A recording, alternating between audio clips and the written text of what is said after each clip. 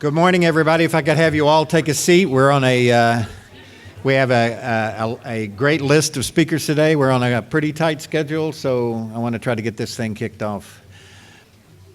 Wow, it's a terrific turnout. Thank you all for being here this morning. Good morning. I'm Mark McIntosh. I'm the Vice President for Research and Economic Development for the UM system and Vice Chancellor for Research and Economic Development here on the Columbia campus. And it's my pleasure to welcome you to this our latest installment of the University of Missouri Research Summits that we tie every opportunity we get to an upcoming Board of Curators meeting. This month we're featuring faculty who will discuss, as you can, well, you can't see it now. There was a title up there, Road to Resilience, Disaster to Social and Environmental Resilience. And I want to express my gratitude to all the faculty who have shown up here today to give us a glimpse of their research in this particular area. And especially I want to thank Sheila Grant and the staff, Jeff Sossaman and the rest of the staff that put this program together, and they have done a terrific job.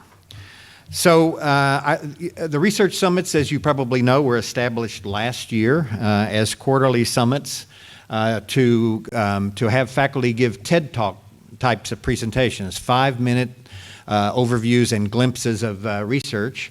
And the real goal of this is to get our faculty together and so that they can see that there is a significant breadth of research expertise around the University of Missouri system that we want to try to bring together and coordinate and have faculty learn about each other and look for opportunities to collaborate. And this is a project, like I said, that got started last year, and we already can see the benefits of faculty beginning to work together to put in cross-disciplinary types of research projects for state and federal funding.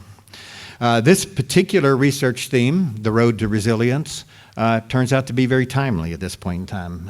If you look at the situation that we're in here in the Midwest, heavy snowmelt, frequent spring and summer rains, and very destructive storms.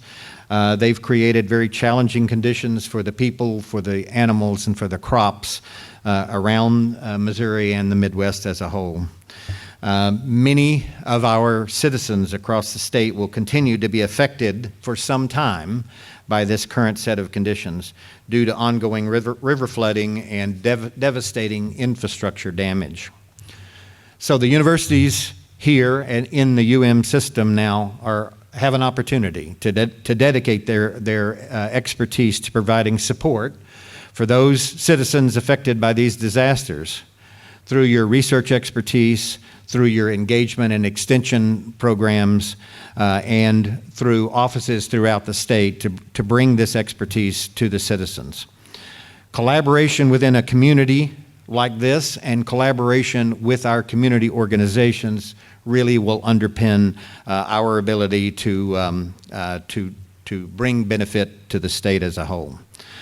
So the talks today will center around disaster, social, and environmental resilience. Experts will present a snapshot of their latest findings, the purpose of which, as I said, is to allow the system to create opportunities to collaborate and bring our expertise to bear on the problems that our citizens face. I'd also like to welcome representatives from the emergency management team for the City of Columbia, delegates from FEMA, members of the Missouri Department of Commerce, Missouri SEMA representatives, and representatives from the Missouri Department of Mental Health. Welcome to the university. We really appreciate you being here. We hope that you come away from this event today with a look at the research expertise around the University of Missouri system that might be useful to you in your everyday jobs and dealing with the problems that you're dealing with right now. Finally, throughout the day, we'll provide times for questions and answers as well as networking opportunities. In these summits, we emphasize the power of connection, bringing faculty and community members together to stimulate discussion and develop relationships that lead to problem-solving opportunities. I encourage you to introduce yourselves around to all of your colleagues here as we continue to build collaborations that are vital to continuing these outreach efforts. Our professional development teams have also collected a significant catalog of funding opportunities that we will share with you all. And these are opportunities that we hope that you will take advantage of. And so thank you to our research grant writers and development network for putting together some very important information. Again, welcome to today's summit. We know that you will find these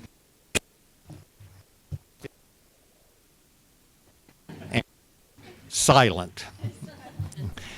So I'm cut off. I hope you can still hear me.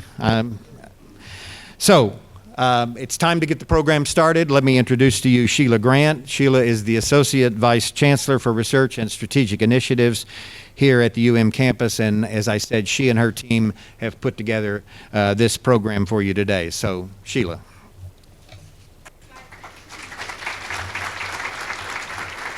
So, good morning, everyone, and welcome again. I'm very happy to see this big turnout on a very important topic. Again, we're going to see a number of speakers today. They have some wonderful presentations. Now, what we're going to do, you notice in the program that we've divided into 3 different sessions. So after each session, we're going to invite the speakers back up here to take a seat, and then we're going to have a question and answer session. So if you could hold your questions off until the end of the session, we would appreciate it, and we hope it's keep on time as well. So that being said, I'm going to introduce our first speaker, Dr. Orton. She is an associate professor in the Department of Civil and Environmental Engineering here at MU. So thanks, Sarah. Yes, right here. Okay. Let's see if that works. So I'm going to talk about the disaster resilience of structures. And so structures are going to be really important in our lives. They're where we live, they're where we work, they're how we connect goods and services and people across the country. If a disaster happens, then the structures can be damaged, they can fail, and that is going to have a serious impact on our lives. Now, you might think the solution is to simply prevent structural failure, and that's easy. I can prevent structural failure. But it's not really a solution. I don't think anybody's going to want to live in a bunker. What the solution really is to achieve some structural resiliency. And in order to achieve that structural resiliency, we have to evaluate the cost and the performance and the level of the event. The cost is more than just the initial building costs. You want to also evaluate the environmental impacts of the building and the maintenance costs of the buildings. If there is an event that damages the building, you're going to also want to evaluate the repair costs and how much downtime is there when that building's not usable or that bridge is not usable. There's also the social impact. How do people feel when their house is destroyed and they have to live someplace else? You know, there's a big impact there. There's also the transportation impact. You know, if goods and services can't go across the bridges because they're damaged or destroyed, that has a huge impact. So all these costs are important to evaluate, and they depend on the performance of the structure, which is more what I do. The performance is more than just strength. Strength is certainly very important, but it's also the serviceability, the deflections of the structure. If the building moves so much that the doors can't open, it's not a very good building anymore, right? You also worry about the deterioration, the current state of the building. If the reinforcement's corroded, then it's not going to perform as you would expect during an event.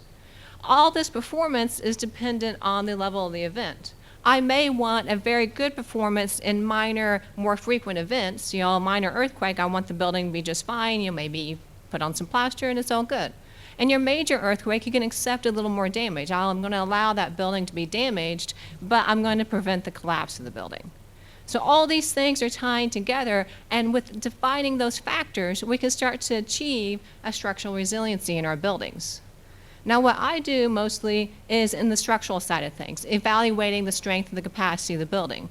A lot of the work that I'm doing is looking at the division between when the building starts to be damaged and when it actually starts to collapse. We can allow damage in a building, but we want to prevent a collapse. So this project here is actually a concrete slab on just some columns. It's a 3-inch thick slab, and then you see all the weights that we put on it. And then the test was evaluating the collapse of that slab. It took me 3 times putting more and more weight on to get that thing to actually collapse. Okay? Buildings are a lot stronger than we think they are, but some aren't. You have to evaluate where is the strengths and the weaknesses to really be able to define where is damage versus going into collapse. And buildings that are weak, we want to evaluate if we can fix the building, if we can improve the capacity of the buildings. Things like adding CFRP to these slabs to improve the blast performance. There's all kinds of new materials coming out, new manufacturing methods, new things we can do to improve the capacity of the building that we can investigate and improve our structural resilience. With our experimental techniques, we are also evolving the analytical methods.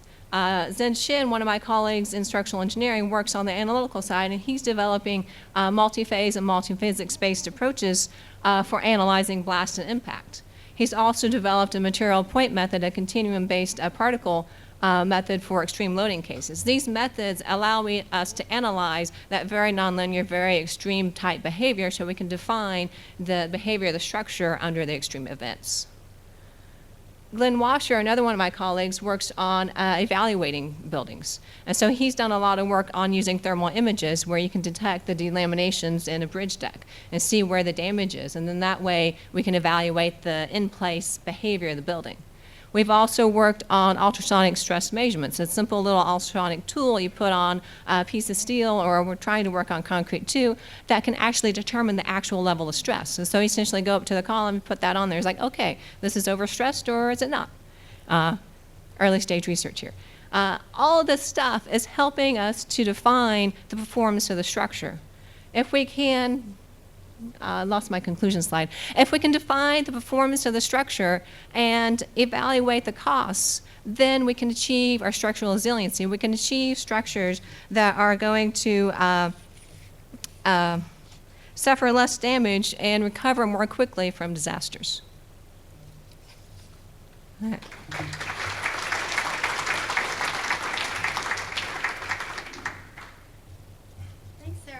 So our next speaker is Dr. Ardara, who is a professor in the Department of Civil and Environmental Engineering here at Mizzou.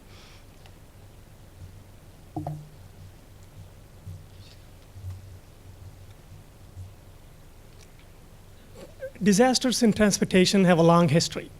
So in Homer's Odyssey, if you look at the story of Odysseus going back home to Ithaca, he angers Poseidon, the god of the seas and oceans and flooding and so forth, and he incurs the wrath and all kinds of storms, and he loses his most of his crew and the ship, and what's a otherwise short trip back home takes a 10-year delay, right? So, and fast forward to the current times, 2005, the picture you see on your left is that of Hurricane Katrina that hit the Gulf Coast, the New Orleans and the Gulf Coast states, and that resulted in large-scale evacuations. Over 1.5 million people evacuated, either mandatory or voluntary evacuations.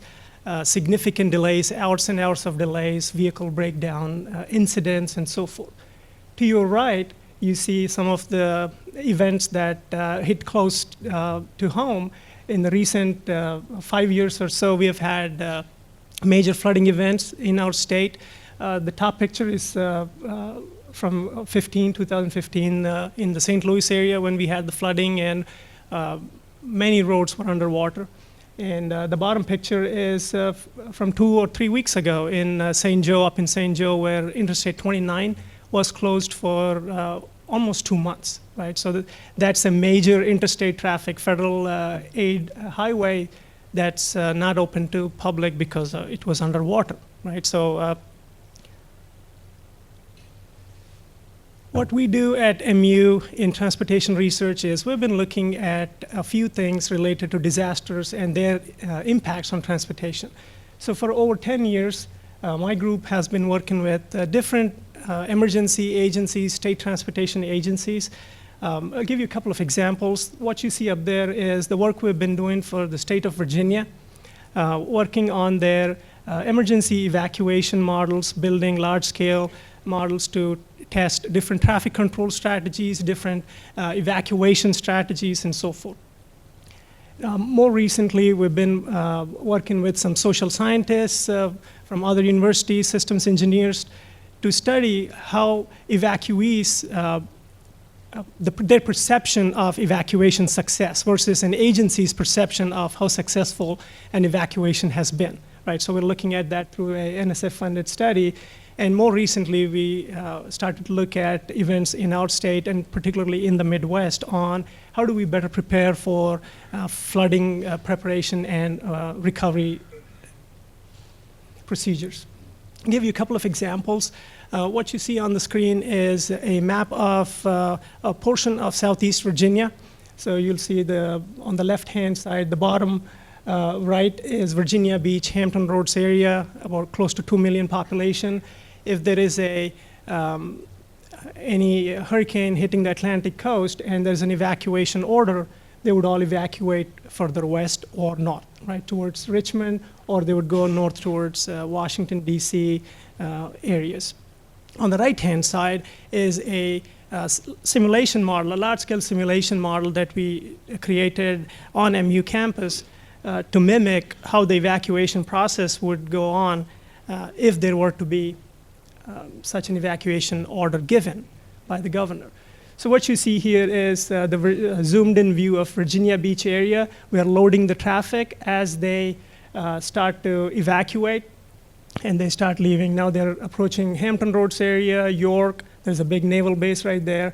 And then eventually they make it to their destinations, be it public shelters or their friends' houses, hotels and so forth. And what you also see is as time goes by, we are loading more and more demand onto the road network, and it's at capacity. That's where you start seeing congestion, bottlenecks, incidents, and so forth. And then the response becomes that much harder.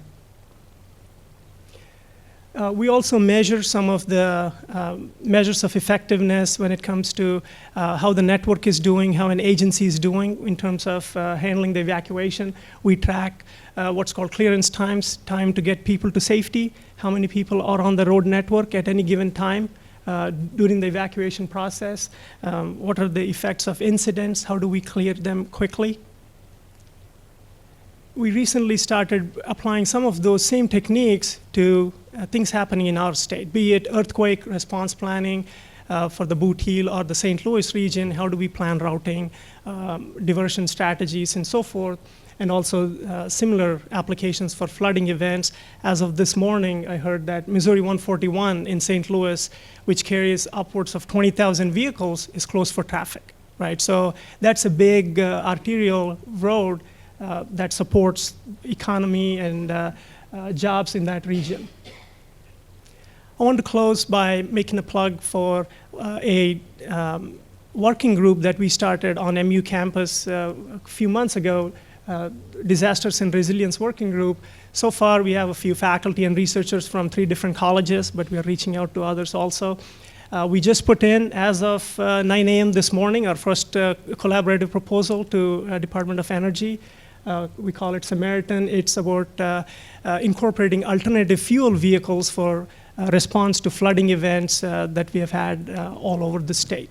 So if you're interested, please, agencies or other faculty across the system, we're open. Our goal is to go after bigger grants, like Dr. McIntosh said earlier, to strengthen the UM system's expertise in this area of disasters and resilience. So thank you very much for your time.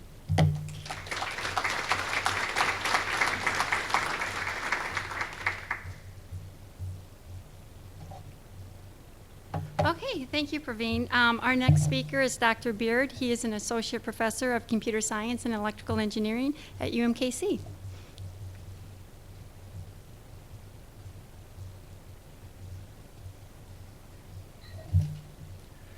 Today I want to discuss with you the idea of how we can take advantage of smartphone, tablet, head-mounted display technology for disaster response. And I want to think about the idea of a fully enabled first responder. If you think about the fact that we have many cameras that are possibly available throughout our environment today. So let's look at the issue of a fire scenario. So think about what we would have possibly available through cameras. We could have cameras that could give us locations of occupants, either the exit entry points of the buildings or maybe internal cameras that could give us a sense of where people are or should be. We also have the possibility of looking at the extent of the fire, the movement of the firefighters, body cameras on the individual firefighters to see what they're seeing. So we want to be able to take advantage of those cameras. We also have a lot of other information that could be available: building plans, locations of hazardous chemicals, medical records, and then we have this world of sensors, which in our area we're calling the Internet of Things. You could have sensors everywhere: temperature sensors, hazardous chemicals, smoke. You could have sensors on the occupants of the building if they're people with medical issues, or you could have sensors on each of the firefighters. You want to take advantage of all of those. So not only in a fire scenario, but there are many other types of scenarios: hurricanes, earthquakes. We could look at police, we could look at EMS, we could look at a lot of different workers. So what I want to talk to you about is what I'm sort of thinking about is 3 key areas of research. So first of all, how do we get this information to the responder, the right information to the first responder? So we have some cognitive issues where the first responder could easily be overloaded with all the potential cameras they could be looking at, and also in terms of other information, they could be confused, all kinds of fatigue that could be added to them. So we want to make sure we get the right information to those. We also want to analyze all of this big data that's available. We have this information related to the locations of the occupants, the spread of the fire. Maybe we have ability to predict that fire spread. We could even maybe change the plans and how they would search the building. The one I want to talk to you about is my area is communicating effectively. So we want to look at, first of all, the key area for emergency response is voice communication. And it will continue to be that way for a while. So voice communication needs to be protected. It needs to be very reliable. So anything innovative we try to do, we need to make sure that the work can be done reliably. We want to take advantage of 5th generation cellular.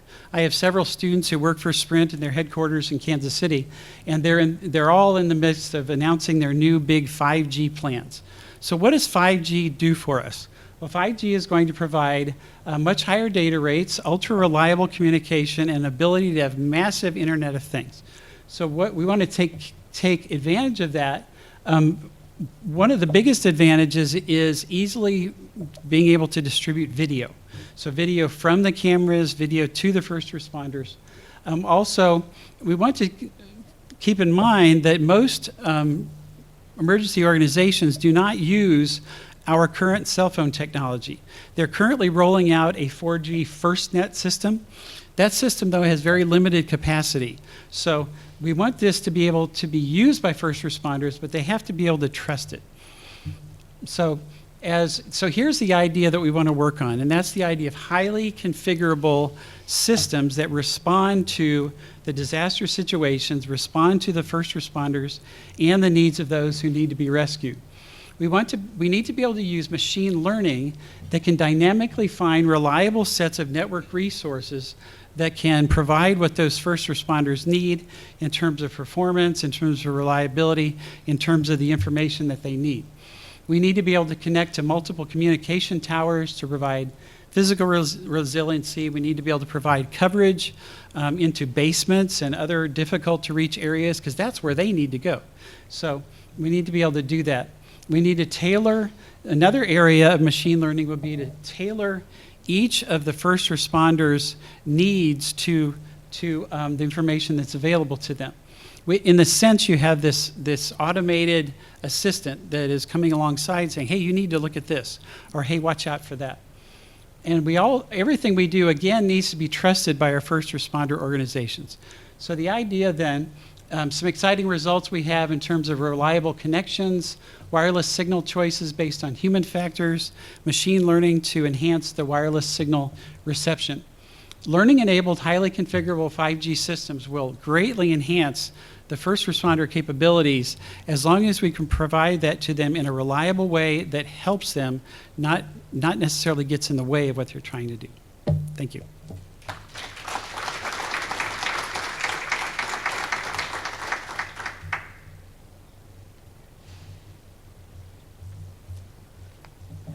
Okay, our next speaker is Dr. Chen. He's an associate professor of civil and mechanical engineering. Did we go too fast? Too fast. How's this? Is this? There we go, right there. And he's from UMKC.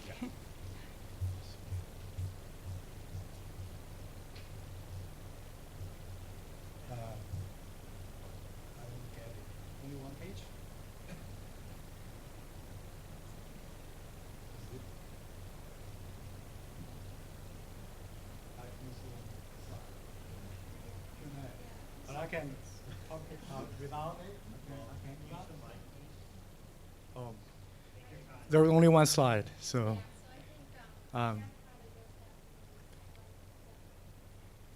can just talk through without it. But that would be bummer. I have lots of nice videos, so. Okay, I can just talk about it. So many of you have heard of, many of you have seen the cover story of ASC's report card. Basically, ASC has assigned a D+ grade to national civil infrastructure systems. D+ means huge demand for the federal and state agency governments to reinvest the civil infrastructure systems. And also D+ can be directly interpreted as low resilience. So what is a low resilience system? Basically, for civil infrastructure system, if it has a low resilience, it would have less reliability or safety level. It would have a longer recovery time when hit by a disaster, and ultimately it would lead to higher economic cost on the societal systems. So if we, for my research, if we further elaborate on the notion of resilience, we have been looking at power structures, which is one particular infrastructure system of under general civil infrastructure systems. Power structures, for power structure, we actually, I have a very recent example. We went to the Jefferson City tornado, so I have some nice video there. On the second day of the Jefferson City tornado, so we went there, we were flying drones, we were using smartphones to capture images around the neighborhood. And many pole structures were hit by the tornado wind. You can see the pole were fallen, and the conductor transformers dropped to the ground. But to my surprise, actually, the local utility companies and their crew were already working in the field, which was the second day of the disaster.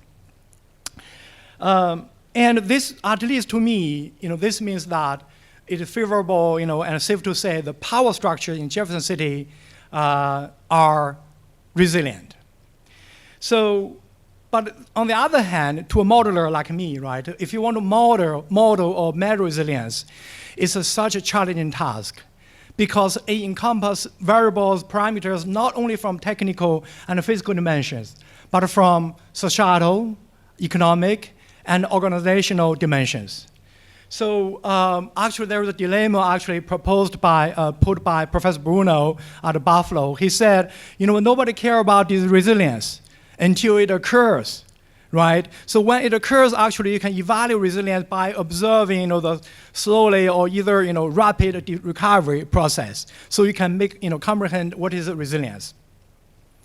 So it's actually to overcome, to resolve this dilemma, and also to overcome the challenge of resilience, notion of resilience, right, from many dimensions.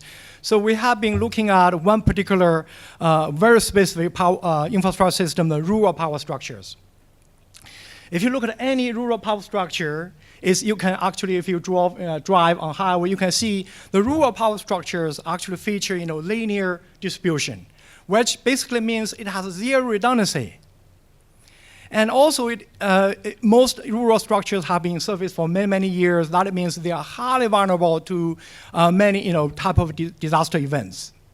So we took on this challenge. In our recent work, we have developed a fully analytical and actually mathematically tractable framework. And basically, we use it to measure resilience. And I have some nice plots there. So basically, now to this end, we can quantitatively and analytically to predict the resilience of any rural system, which is looks like a linear distribution of poles and conductors. We can consider many physical realistic parameters. Oh, yeah, this is a rural power structure. Thanks so much. Okay, thanks so much. And now I can. And so we idealize it. We treat it as a minimum spanning tree, and we develop this quantitative assessment framework. So right now, by looking at the two plots, right, we can say, well, we can make a predictive assessment about that rural power system. So here we can consider some economic, socioeconomic parameters such as resourcefulness, and we can consider the physical aging parameters. So my takeaway message here is if you use first principle-based quantitative resilience modeling framework, where you consider mechanics, you consider stochastic uncertainties, you can create a decision-making tool for predicting and for rating resilience before the disaster occurs.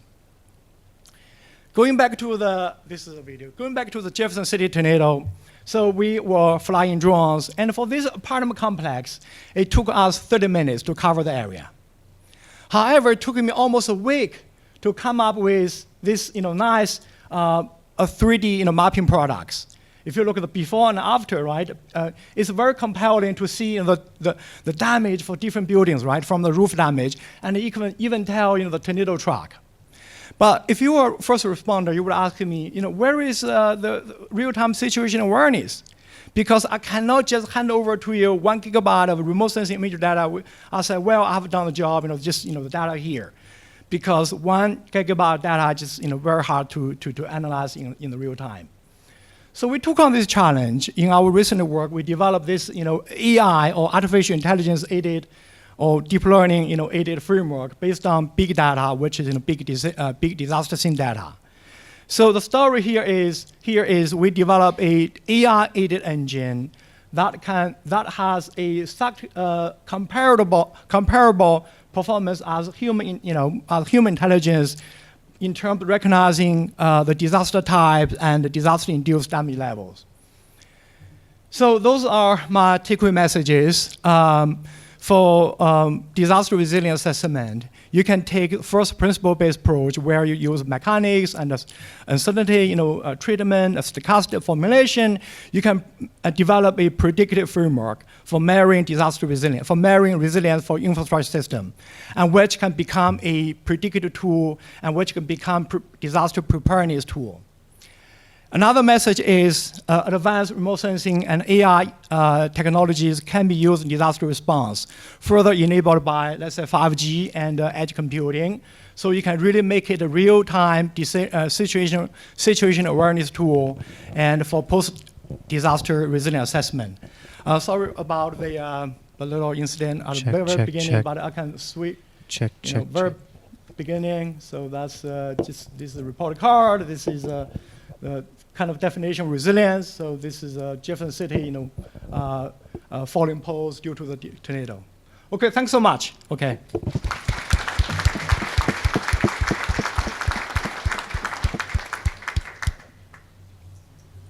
Like Mark said, that was good resilience on that. So I'm going to ask our speakers to come back up, and we have time for Q&A. So we're going to have you guys sit right here. Jeff, do we have a microphone for any of our audience? I think I can just use.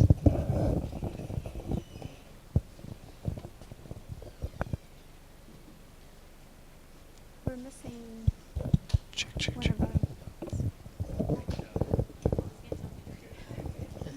I had a question for the first speaker and some of the evaluations that are being done at looking at resilience of structures. I was thinking more recently about some of the mid-continent earthquakes that have been happening. They're very, very low magnitude, but they're very frequent. Is there work or effort on evaluating like structural resilience in terms of a high frequency of like low stress events?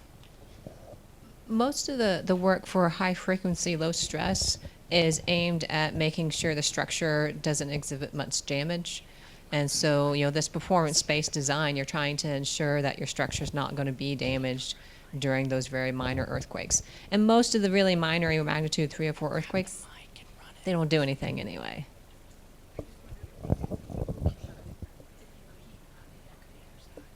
Not normally. Hello. My question is for Dr. Beard. Could you tell me at what stage your research is at? Is it in the idea stage, or you're actually implementing some sort of communication technology, or you're just looking at how to put it together? We put together some pieces related to how to handle failures in the wireless system and to be resilient in multiple connections and how to optimize for efficiency. We've come up with, we've used machine learning for some of the signal processing aspects of what we're doing. So we haven't really gone to the point of, processing the different video feeds that could be brought to the first responder. That's something we would still, that's really more of a collaborative effort I think we would need to do.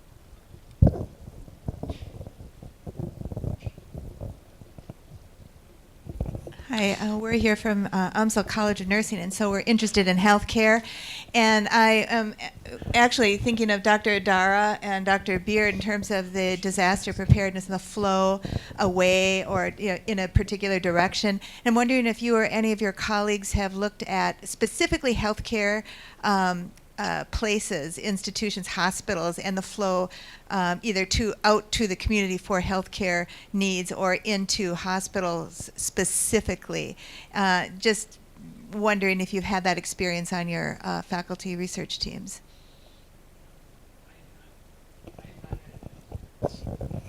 Yeah, for us, we have looked at primarily routing emergency vehicles to different destinations. Yeah, that we have done, but not once they arrive at the hospitals or the care facilities. We haven't looked at.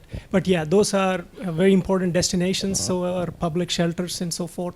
So we are interested in routing algorithms, traffic assignment within the network to such destinations, including hospitals and public shelters. Hello, Rebecca Johnson. I'm a professor of the Sinclair School of Nursing in the College of Veterinary Medicine here. And I wonder if all of you or any of you would care to comment on the importance of the human factor in any of these systems. Because it seems to me you can develop amazing systems, but if the underlying human factor, that is people's capacity to respond in these situations, is negatively impacted, it strikes me as difficult for the systems to be effective. Yeah, I can speak. For my research, at least, we rely heavily on sociology, social scientists on our teams to get survey-based data where they interview households, they go talk to people on, they present variety of scenarios. Would you evacuate under these situations? Would you leave early, later, different types of storms and so forth. And then where we come in is once they collect the data, we build all our fancy models and then simulate to see how those decisions play themselves within the traffic and so forth. As far as communication systems, a lot of my talk was about the first responder and what happens with them in trying to respond to situations. And the biggest challenge with the cell phone systems is they're not built for resiliency. They're built mainly for coverage. They're built for as many people to be able to use their phone when they can. If it doesn't work, that people should be patient, and usually are. But for a first responder to be confident and to be able to not worry about the communication part of what they're doing is very important so they can really do their work. I'm a civil infrastructure engineer, but there was some social science component in my research. So basically we use crowdsourcing data for disaster response. And crowdsourcing basically means, for people or who are either threatened or not threatened by the disaster can, let's say, send a tweet, can Facebook, can, upload a YouTube video, right? But so those platforms already exist, like, Google Cross mapping. So basically it's kind of collector of all crowd-based information. But there is one major research gap. when you look at all those data, right, they are usually not structured. And for decision makers, for first responders, it's still a big, there is still some, one more step to say, well, I want to make a decision based on those non-structured data. So we are currently doing some research, including the one I just presented. So you have to build some, disaster scene learning engine. You have to tell what is it, right? What is the hazard level, what is the intensity for flooding? How can I extract the water depth level from a single image? So this is the current research we are doing. And furthermore, we want to understand the dummy, right? It's a causality process. And again, all the data coming from the people. And of course, if you talk about crowdsourcing, right, there are some privacy issue. For that, I have no idea. It's something. Okay, thanks. Yeah, I have a question. I work for the City of Columbia, and I was wondering how you involve public policy, both researchers as well as financial researchers, because all the research being done, if we are not involving it into our process for designing a more resilient infrastructure or planning so that we can both respond but also prevent, knowing that it falls within our systems if we need to change, or also just like how it can incorporate so that we can make better decisions. In my research, most projects have what we call technical review panels. Hey, Barb. So, and they are from local agencies, cities, counties. You have state emergency management agencies, state DOTs, and so forth. So, who are responsible for not just response, but infrastructure maintenance, to make sure the signals are working properly, to make sure roads are accessible, and so on. So, yeah, we do work closely with many stakeholders, because they're the ones not only giving us the data to build our models, but also the users of our whatever conclusions, guidance we come up with. So we do work closely with them on the transportation side of things. On the structural side, it all comes down to the building codes. And so we do our research, we say, this is the way you should do your design, and eventually, after years and years, it gets adopted into the building code, and hopefully the building gets built that way. We hope.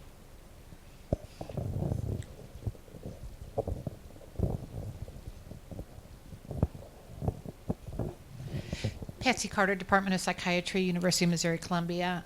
Dr. Beard, in kind of follow up from the prior question, you talk about the physical and mental conditions of the first responders. Can you talk in a little bit more detail about specifically what you're looking at there?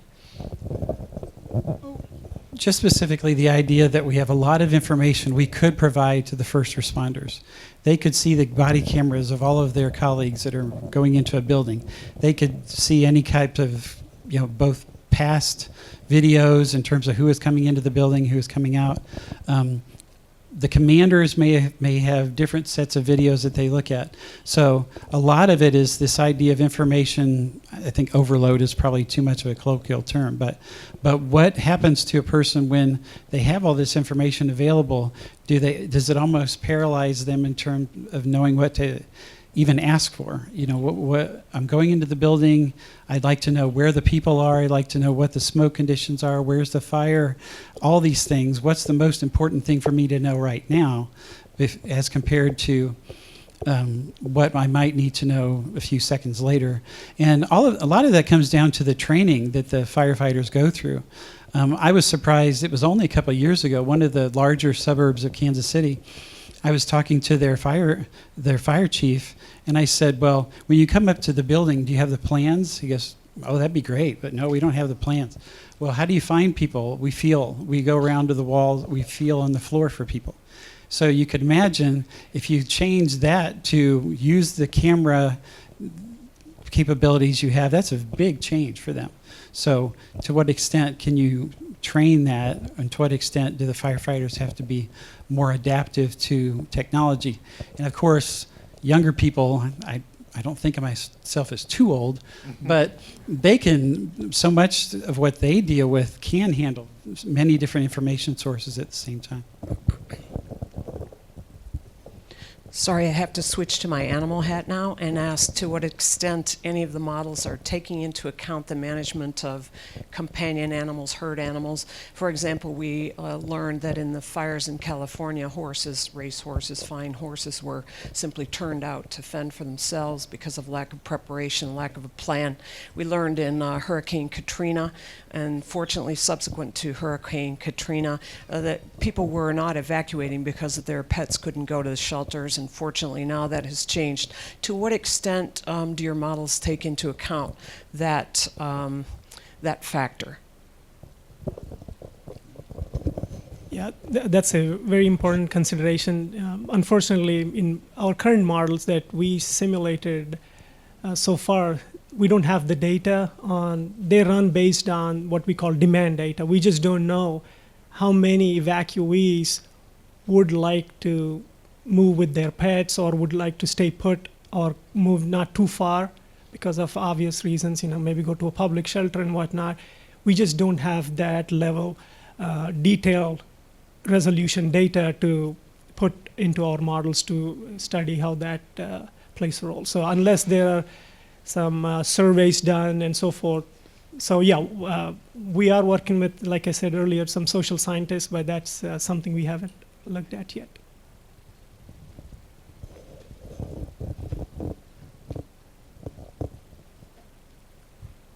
Any more questions?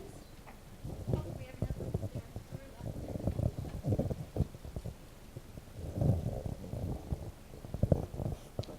Kiruba Krishnaswamy from Department of Bioengineering and Food Science. When disasters happen, getting safe, nutritious food becomes a very big challenge, and reaching vulnerable people like infants, children, pregnant women. Do you have any insights about that?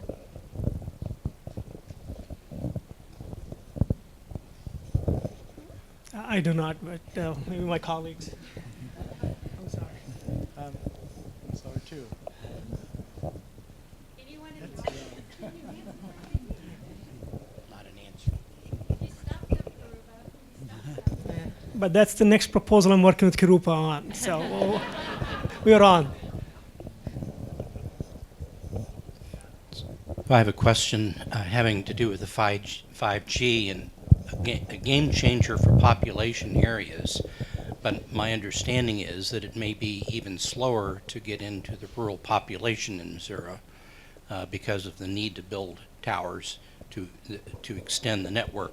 To what extent have you been, or would you be interested in working in the Mizzou leadership to expand broadband coverage into the rural areas where some of the disasters occur, but there is not currently good coverage? I'm very sensitive to that. I actually have some good friends that live only a mile outside the city limits of Belton, Missouri, which is just right on the edge of Kansas City, and their coverage is next to nil. So we're not talking 100 miles from or even 20 miles from a major. Usually cell phone networks are built along highways. So the major highways, people can still think, oh, my coverage is great. But in terms of rural areas, that's definitely a big question. And with 5G, some of the technologies make the coverage area smaller, meaning you would need more towers, which would definitely exacerbate the rural problem. So that would be very interesting to look into. I'm Dr. Walsh from Architectural Studies, and at one point in time I worked for FEMA in the aftermath of an earthquake in California. I was very interested in all of the lectures, but Dr. Adara, I had a question for you. I understand you use agent-based modeling in your work. Is there any ability to determine whether that would suggest people need to be trained better how to respond? Because I know one of the difficulties in agent-based modeling is that getting a fit between what you've modeled in the computer and how people actually behave, whether they're panicking or behaving logically. I'm wondering if that leads to any suggestion that the public needs to be better informed about how not to cause a traffic jam, for example, or how to actually get through this crisis. Yeah, that's asking for too much, how not to cause a traffic jam by running the models. But yeah, we do have some levels of driver behavior within the agent attributes that we could change. That's more on aggressiveness to lane changing and how closely they follow each other, what percent of time they stick to their actual routes and so forth.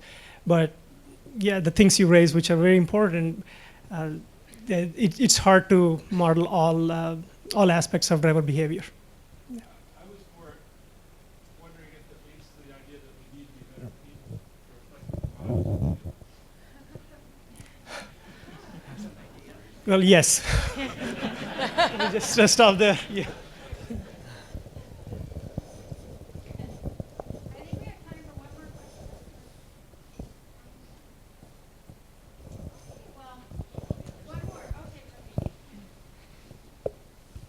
Hi, hey, I was just curious with the transportation model, does it take into account the infrastructure studies? You know, we had the report on a D+ for current infrastructure maintenance. You know, we've got the power lines that might be down. We've got bridges that fail, especially during one of these incidents, one of these major hazards. You know, it could be a hurricane, a tsunami, a tornado. You know, things fail, power lines are down. That affects infrastructure, people's ability to move around.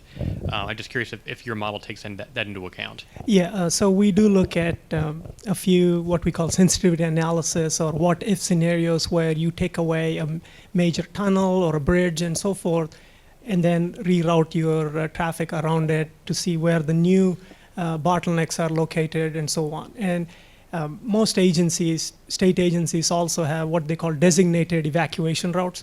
So those are usually the ones that get more reinforcements, there's more support. If you run out of gas, your chances of getting some help are greater if you are using one of those routes versus a local road with very little traffic that doesn't receive much support. So yeah, we do look at the prioritization of the routes that we simulate, and also some of the critical junctions or intersections that play a bigger role, which if they were to fail. So yeah.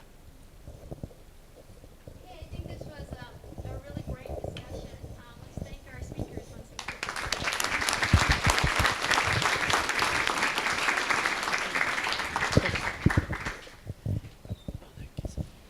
Okay, so that's the end of the first session. So we're going to go ahead and get started on the second session, which is social resilience. I'm going to put this back. And our first speaker in this session is Dr. Parker Oliver, a professor of family and community medicine at MU.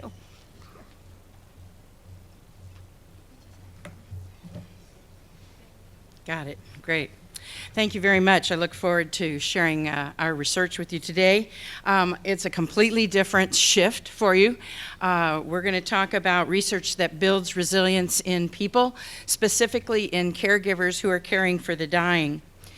You know, resilience is actually a learned ability to adapt to a disaster or a crisis. And perhaps there's no more difficult personal crisis than when you're faced with the dying of your loved one, especially when that happens unexpectedly or suddenly, and I'm not sure anyone's ever quite prepared for that. Our research looks at improving that experience and improving the lives of those people who are giving selflessly in order to do that. Specifically, our research occurs in hospice. Now, you may be familiar with the English hospice, which is a setting, but in this country, hospice happens in the home.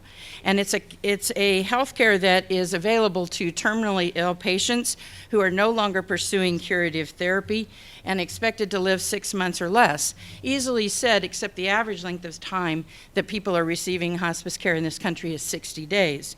So our research has to happen quickly. The care is at home, and it's care delivered by primarily loving family members 24 hours a day, 7 days a week, disasters or no disasters. What do we know about these caregivers? First, they receive no special training for this, and yet they are providing the care that our physicians and our nurses actually train years to do. Pain management, assessment of pain, dressing of wounds, administration of medications and just keeping track of all of those, symptom management, nutritional management, all of the above. We also know that 40% of those upon admission to hospice are clinically anxious and depressed as they are facing and anticipating the loss of someone that they love dearly. We know that these caregivers are isolated, be they in rural areas or just down the street from you. What happens is the social systems and the social support distance themselves because people don't know how to help, and caregivers don't know how to ask for help. We know that caregivers die earlier, and they have more chronic diseases than those who do not deliver care. And most of all, what we know is that there is little evidence or little ways that have been tested in order to help these individuals. The focus has always been on the patient rather than family-centered care, and our work focuses on these family members. We've been working my team has been working on this for a long time. We started with NIH funding in 2006. This problem crosses disease categories at NIH, and so consequently we've been lucky enough to be funded through 3 institutes. Again, we create brief, technology-enhanced interventions in order to build resilience by building social support and knowledge, improving problem solving, creating meaning within that caregiving experience, and improving pain management. We're currently conducting 2 of the largest clinical trials ever held in the hospice setting. The first one is called Access. It's Access for Caregivers of Cancer Patients for Education and Social Support, funded by the National Cancer Institute. We're doing this in 7 Missouri hospices, both rural and urban, across the state, and we're delivering 3 specific components to that intervention. First is online support groups, Facebook. And so some of the coverage issues that you talked about with technology, actually we've been very lucky and not run across that, even in some of the most rural parts of the state. Older individuals may not necessarily understand that they have the internet, but they know they got Facebook because they watch their grandkids' pictures. And so what we're trying to do is to reach out with this public platform, and they have private secure groups, and help caregivers talk to one another so that that social isolation decreases, and they share their own experiences and they share their own hints. The second component is through educational videos. We've created a dramatic story using telenovela technology to educate caregivers on how to take care of their loved one, but also how to take care of themselves. And finally, we use web conferencing, specifically Zoom now, to bring those caregivers into their hospice team meeting where the professionals are meeting. Now the caregivers get to be a part of that, and they can participate in decisions related to their loved one's care. This builds resilience by increasing social support, increasing knowledge, reducing anxiety and depression, and improving caregiver health. Our second clinical trial focuses on resilience through problem solving. And this is a partnership with the University of Pennsylvania. We use web conferencing to do 3 virtual visits to help caregivers learn how to solve even basic problems which they identify. And we also help them to focus on some of the positive aspects to caregiving, which actually there's been very, very little research done. Again, we're building resiliency through improving the quality of their life and reducing their anxiety. So what comes next? After you test these behavioral interventions, what's most important is that they get out into the real world. And so the next piece that will have to function after we finish the trials is how do we implement this? How does that get into the dying person's home in Southwest Missouri or even down the street in Columbia? We're also building 2 additional interventions. I'm happy to say that we're on edge today because we had another proposal reviewed this week through the National Institute on Aging that's going to focus on a very special population, and that's the caregivers of hospice Alzheimer's patients. These people have a unique and special level of care because they care for people for a very long time. They're not in hospice for that long, but they have had a long road to get where they're going. And so we're going to use photo elicitation and the use of photos to help them find meaning in this experience during active caregiving and bereavement. And then lastly, we're designing an intervention we call Ready to Care, which is going to focus specifically on the needs of rural caregivers specific to pain management. pain management in the rural areas is even more difficult than it is in the urban areas. And so this particular project, which is currently being reviewed sometime in the next 6 months, will focus on that area. The bottom line is that our behavioral research is building resilience of a different kind for people to respond to disasters of a different nature, and it's something that's going to happen to everyone in this room. Death and taxes, right? And so it may not be because of a flood or because of a natural disaster, but it is occurring during those as well. And so one thing we have not done a good job in hospice is preparing people who are already in fragile situations to do that as well. Thank you.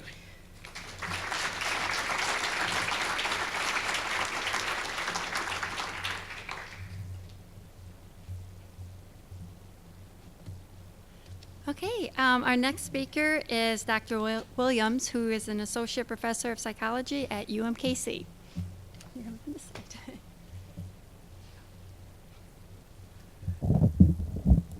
Hi, good morning, and thank you all for coming today. I appreciate everyone for organizing this important summit, and I'm excited to see everyone here and to hear about all the different angles that folks are approaching this work from. So thank you so much.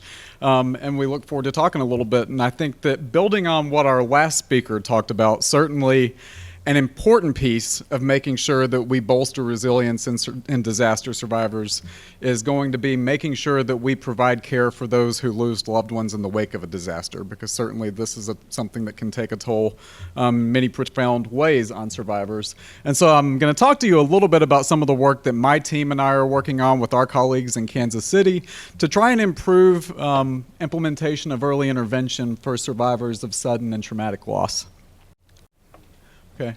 Now, one of the things is that we know that sudden and traumatic loss is actually quite common, and this includes disaster-related losses, but certainly is not limited to disaster-related losses. But like other kinds of traumatic loss, disasters often involve an element of suddenness and unexpectedness that can often create some intense complications for survivors who are grieving the death of a loved one, right?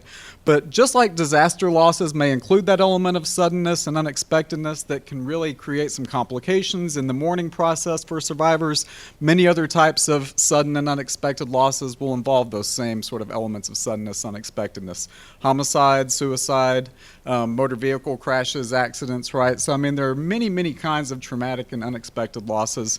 And when we look at national data that was collected as part of the DSM field trials in 2013, as many as 51% of American adults reported that they had lost a loved one at some point in their life unexpectedly, whether to natural or unexpected forms of sudden loss, right? So when we think about the impact of this is particularly important from a mental health perspective because we know that sudden and traumatic loss can increase risk for complications and bereavement in a variety of ways. Certainly not limited to post-traumatic stress disorder, which I know we have some other speakers that are going to talk about a little bit later today. Some other common sort of complications that we see are major depressive disorders, something that we now call prolonged grief disorder, which seems to be a complication that can co-occur a lot with major depression and PTSD, substance use disorders, so you name it. There are a lot of complications that can come as a result of experiencing these sudden and unexpected losses. One of the things that's concerning about that, though, is that many surviving family members and friends of individuals who die in a sudden, unexpected death, despite any complications that may occur, actually never get connected to care and never actually receive mental health care down the road. And that's particularly concerning when we think about sort of what we can do to do the most to bolster resilience in some of these folks. But when they do seek treatment, they're most likely to do it in the first few weeks after the death or the disaster occurs. So the best evidence we have suggests that most of these folks, when they do seek care from mental health professionals for emotional difficulties that are resultant from the loss, it tends to be in that first 8 weeks or so. But again, when they report seeking mental health services from folks, they're often not seeking services from mental health professionals per se. Most of the time, folks are seeking supports from paraprofessional providers like chaplains, right? Law enforcement victim advocates. Maybe I go back to the nurse or the social worker that I met somewhere on site, right? So if folks are seeking care, they're going to the folks that they're closest to, that they've already had some contact with, and it's not psychologists, right? And it's not counselors, usually. Down the road sometimes when those complications become sort of overwhelming for folks, they might eventually get referred for specialty care, but we're not the frontline providers when it comes to providing care for acutely bereaved and suddenly bereaved individuals. So one of the things that's particularly important, I think, when we think about treatment implications is if folks are seeking services and most likely to seek services in that first few weeks when the distress may be most overwhelming and most difficult for them, right? And they're seeking it from folks that may be paraprofessional providers, we need to be thinking about how to develop interventions that can help bolster resilience and recovery that are appropriate for the needs folks are going to have in that first few weeks, which again is very different from what people may need when they seek formal mental health services. And they need to be interventions that can be easily tailored and adapted for folks across a variety of professional backgrounds and professional identities that we can easily train people in, that are cost effective, that aren't too time intensive, right? So we need to be thinking about how to build these kinds of interventions. And fortunately, we don't have to start from scratch. Actually, after the World Trade Center disasters and Katrina, the National Center for PTSD and the National Child Traumatic Stress Network developed a couple of interventions. One, psychological first aid, which is a model that's intended to be delivered in the first 24 to 48 hours after a disaster happens. But as a next step, they developed a protocol called Skills for Psychological Recovery. And Skills for Psychological Recovery is just a slightly more intense intervention that sort of was designed to help mitigate known risk factors for a lot of those complications in mental health functioning that can come after a disaster or after losing a loved one. And so this intervention was designed to be delivered in the first few weeks or months after a disaster happens, including disasters or situations where a loved one may die suddenly or unexpectedly. Delivered in 3 to 5 sessions, is sort of built on the idea that we can sort of enhance resilience by teaching folks some basic skills that have been studied across different kinds of interventions based on cognitive behavioral treatments for a variety of different mental health problems, and skills that are likely to be useful for people across a whole spectrum of sort of needs, right, regardless of what they're experiencing. So not just folks that are experiencing the most intense distress, but even folks who may experience subclinical levels of distress who may be at risk for more chronic problems down the road. So sort of the main idea behind this intervention is that we go in, we find out what folks need, right? We sort of do a sort of a mini needs assessment to see what they most need from us, what resources they're lacking, what's bothering them the most and been most difficult for them. And this is based on conservation of resources theory, which generally says that one of the reasons some folks won't recover following disaster or sudden traumatic death and will go on to develop more intensive complications is because they may lack the ability to naturally focus on restoring those things and addressing those things on their own, just because of the cascade of other needs that often happen when we lose secondary resources after a disaster or a death or a trauma takes place. So if we can help people sort of address a lot of those other sort of resource losses and a lot of those other stressors using skills like problem solving, helping people begin to re-engage in meaningful things in their life, right? Reach out to things that are meaningful. Learn how to manage reactions to trauma-related cues or stressors if appropriate. Sort of promote helpful thinking and make sure that they're connected to strong social support networks, right? We're going to help sort of give them the skills they need, bolster their own natural resilience, and hopefully set them on a trajectory towards recovery that mitigates the need for long-term mental health care. So one of the things that our team is interested in doing and that we've worked on for the past couple of years, the National Center and some other folks have actually done a really good job of looking at models of how to implement skills for psychological recovery. It's been implemented in a variety of situations, both nationally and internationally, but there's not a lot of outcome data to show sort of how effective it is in terms of putting folks more on that path towards recovery. And sort of how feasible it is to implement this in community, how acceptable it is to suddenly bereaved folks in particular. So we just completed data collection on a pilot study, an open trial in Kansas City to look at the feasibility and acceptability of implementing this intervention with suddenly and traumatically bereaved families. So most of the folks that we included in the study were within 3 months of a sudden traumatic death. The vast majority were homicide survivors, urban homicide survivors in the city, and we had a handful of folks who had lost loved ones to suicide, a couple of folks who had lost loved ones in motor vehicle crashes. And having just finished data collection, and this actually doesn't include some of the last few folks that came through this study, but one of the things that we've seen that I think is extremely encouraging is that even after 5 sessions, we're seeing moderate to large effects in terms of changes when we look at PTSD symptoms, when we look at depressive symptoms. I don't have this on here, but we also see large effects in terms of prolonged grief symptoms.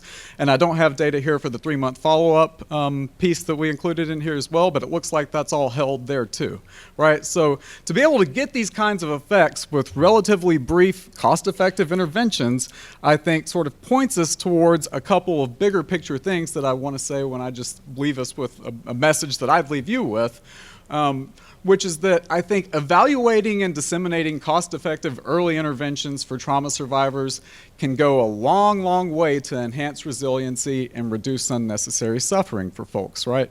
So the more that we can make these kinds of early interventions available to people when they need them the most, when they want them the most, and when they're most likely to seek them out, we can have a big impact on the course of this long and difficult journey for people. As sort of a next step for us, we're actually working to embed SPR into a larger trauma response team at a level 1 trauma center in Kansas City that serves over 1,000 traumatically injured people every year, including some 200 non-fatal gunshot victims and their families. So we're embedding this in this system. We're working with that hospital and folks from Jackson County and the city to be able to begin offering this. And so we're really excited about that as a next step. And of course, in the way of research, I think this also points to some larger trials that we'd like to see done down the road, and we're hopeful that we'll get there. So thank you so much. Look forward to talking with everybody about it and hearing more about your other work. So thank you so much.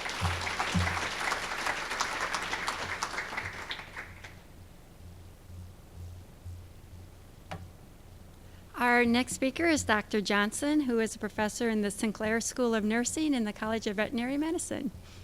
I was hoping, Rebecca, you'd bring like one of your companion animals. So.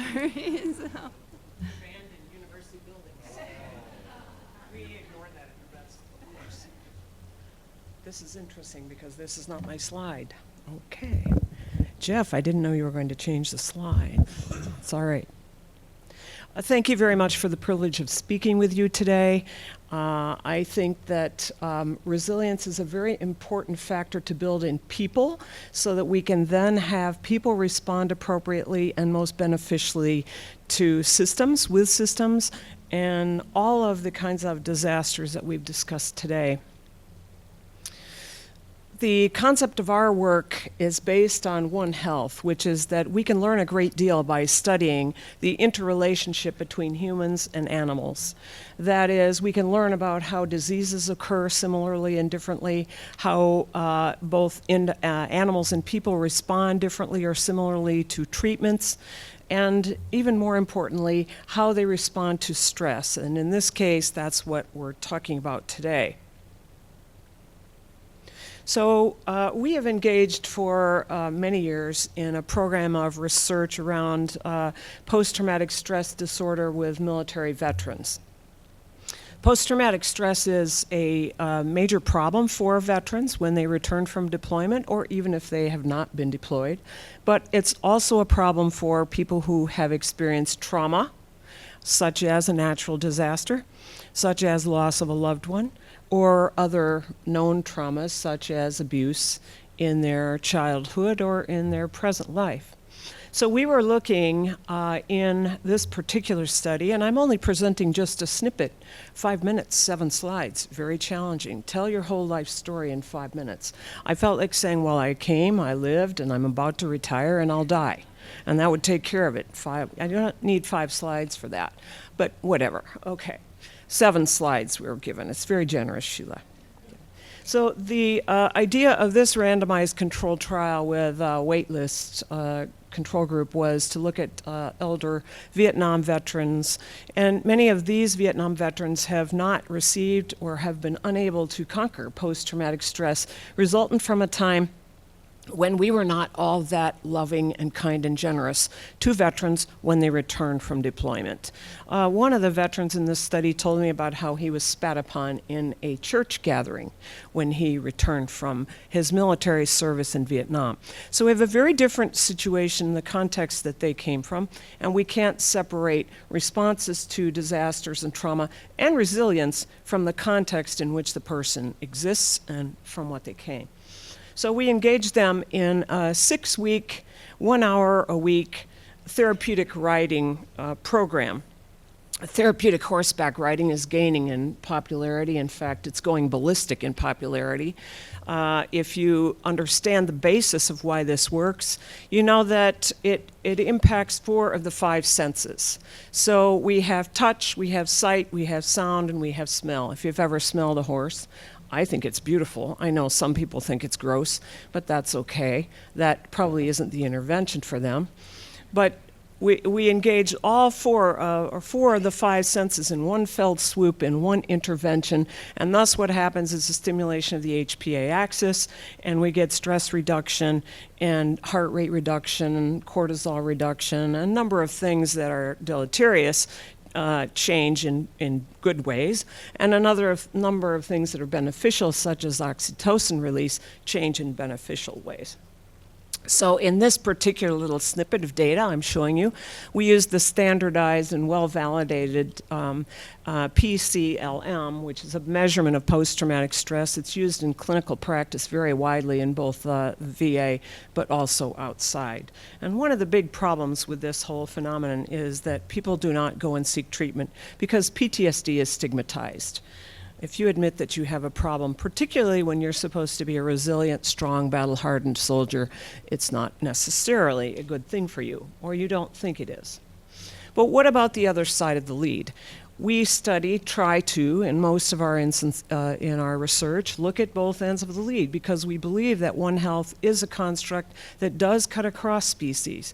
So we wanted to look at, in this instance, what were the outcomes for the horses they're human to me, I guess, that were being ridden by highly stressed, very tense U.S. military veterans with known diagnoses of PTSD, which was fairly recalcitrant, resistant to treatment.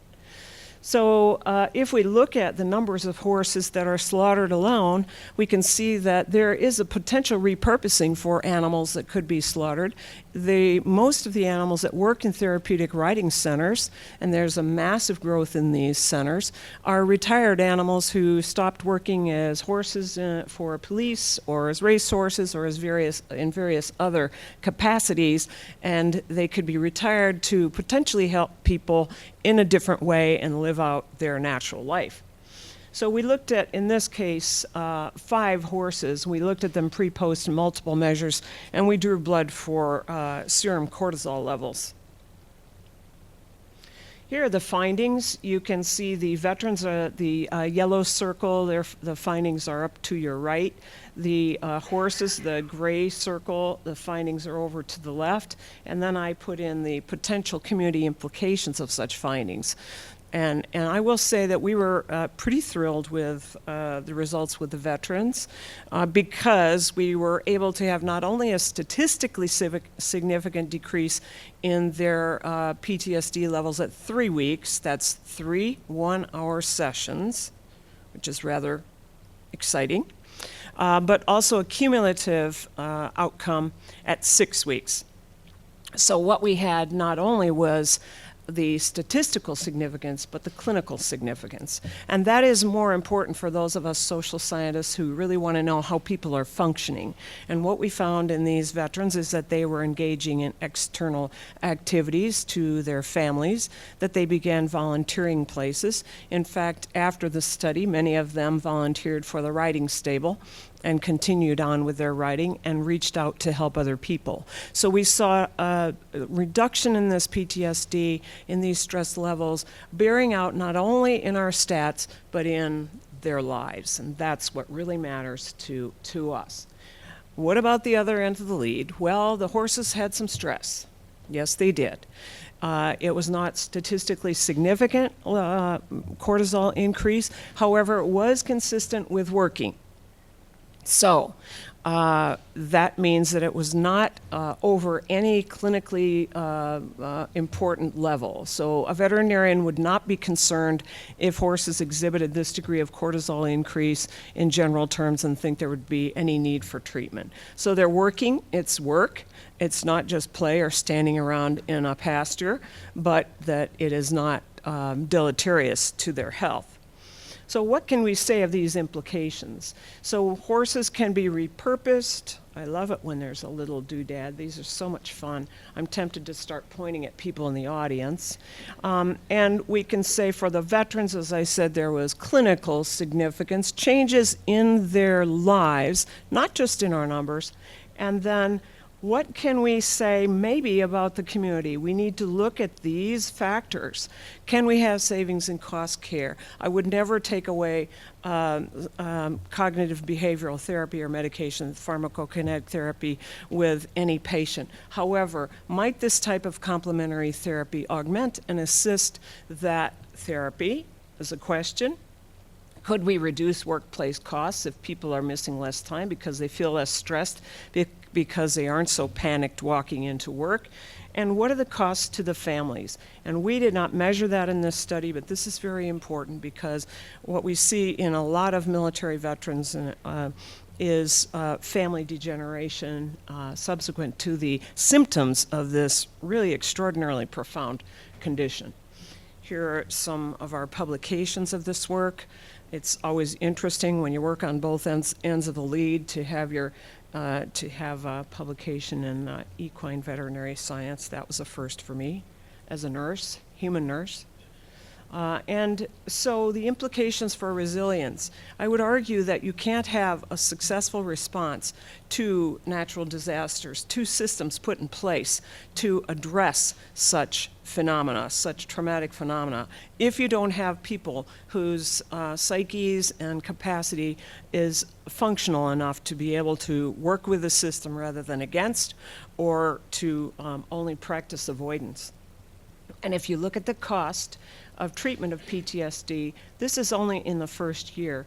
And it's known that PTSD exists over multiple years. Many times it doesn't occur immediately after deployment. It occurs years later, onset years later, and it can hit with a major wallop and cost us a great deal of money in health care.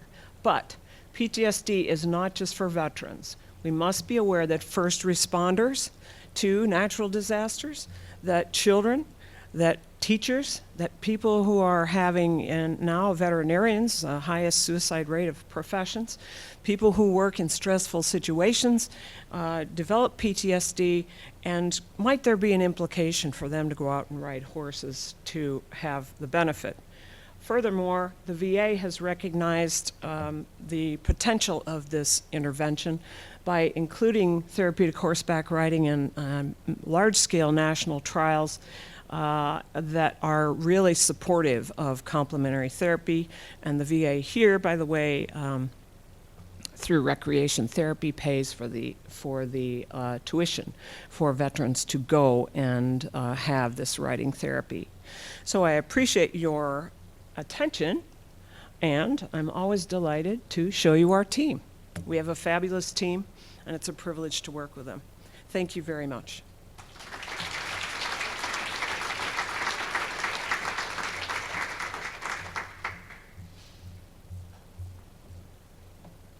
Okay, our next speaker is Dr. Houston, who is a professor of communications here at MU.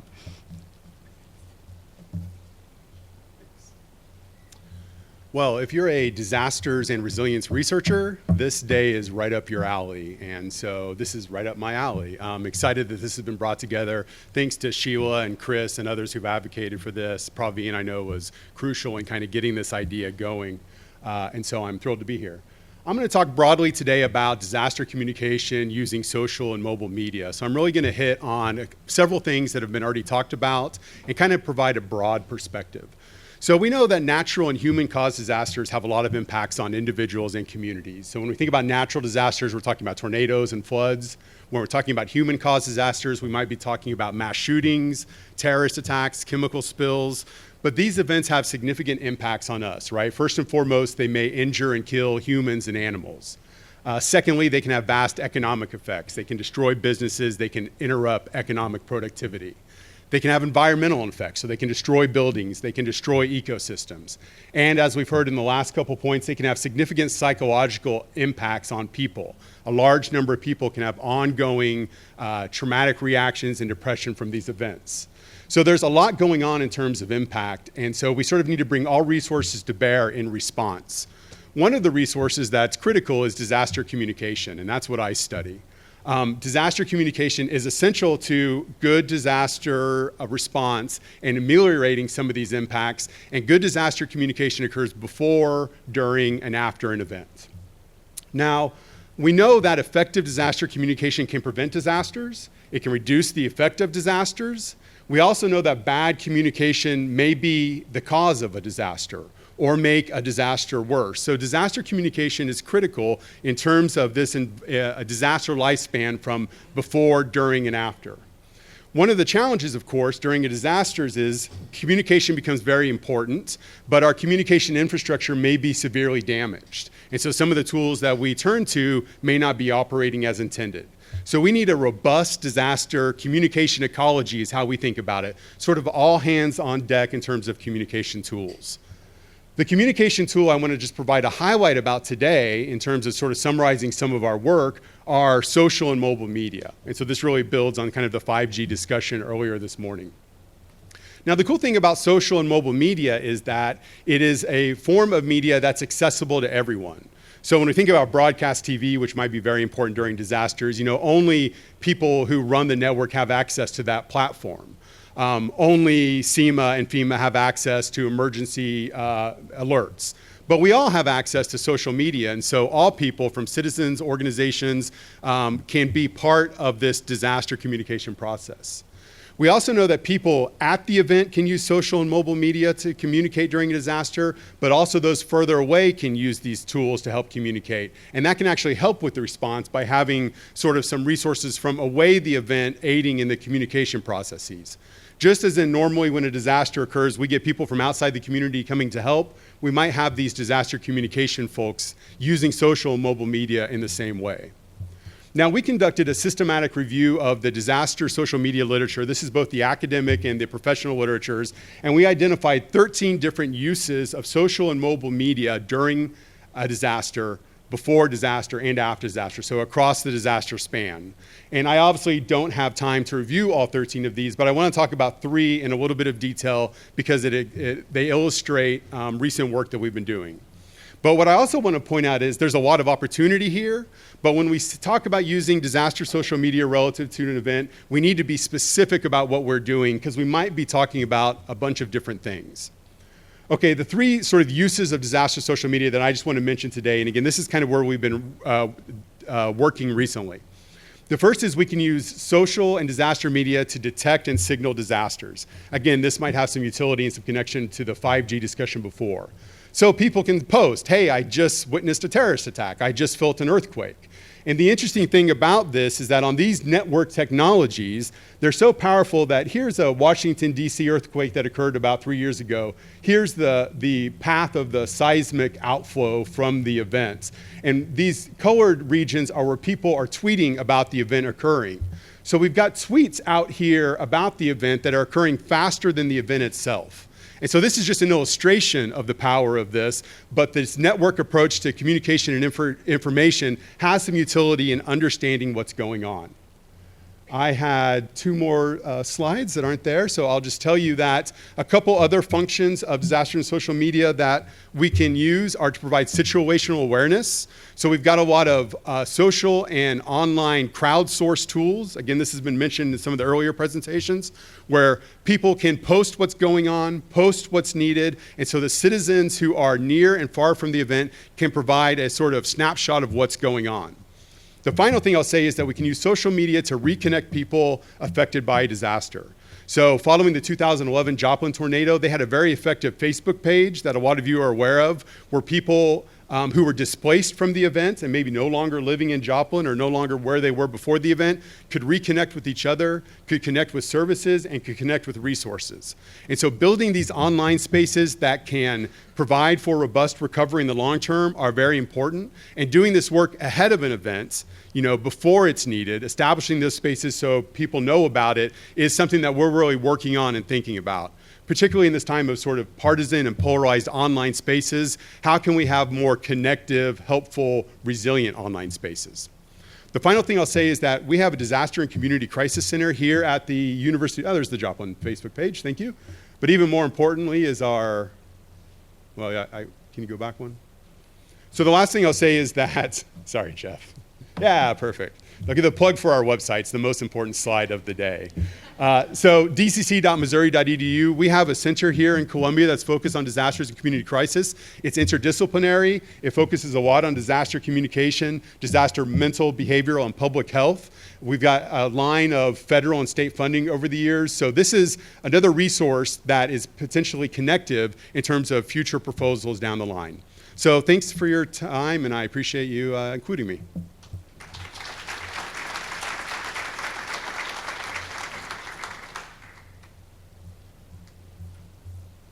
Okay, our next speaker is Dr. Gerhardt, who's an assistant professor of social work at UMSL. We got it back online.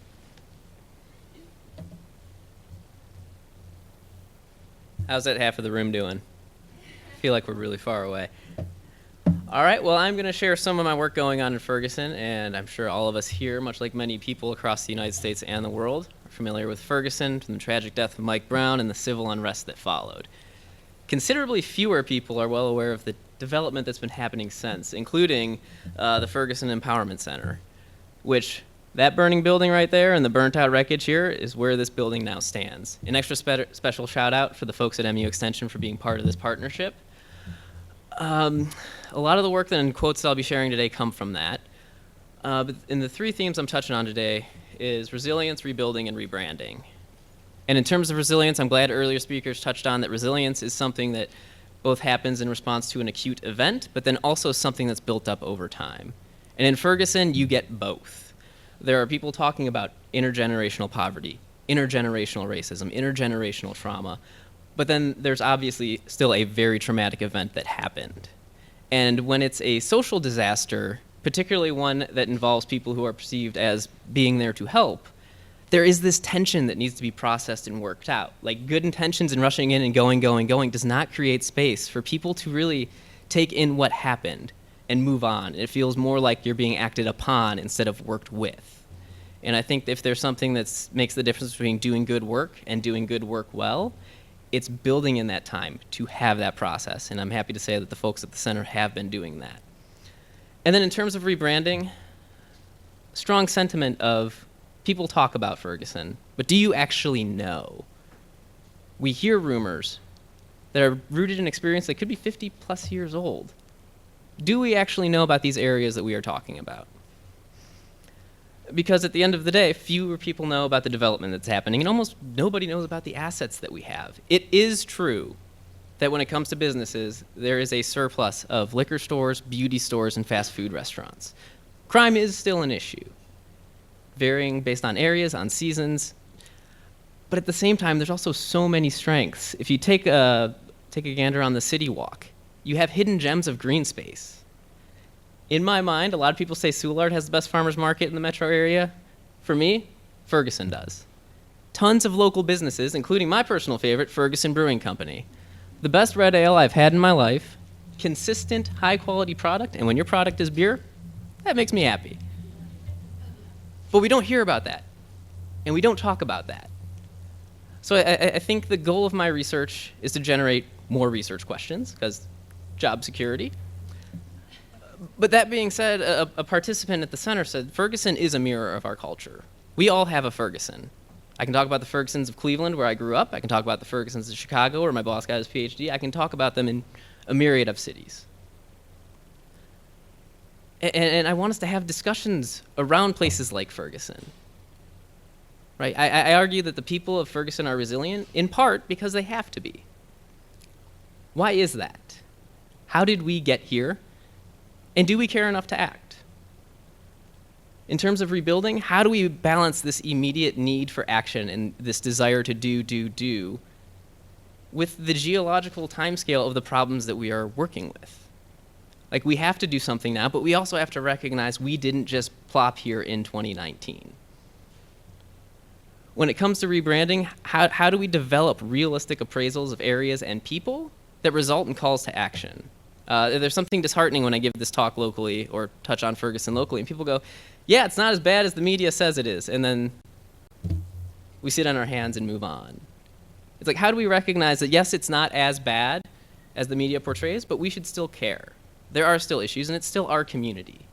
I had a respondent talk about on international travel. Said I'm from Ferguson. Person's like, or said I was from St. Louis. Person didn't hear about the Cardinals.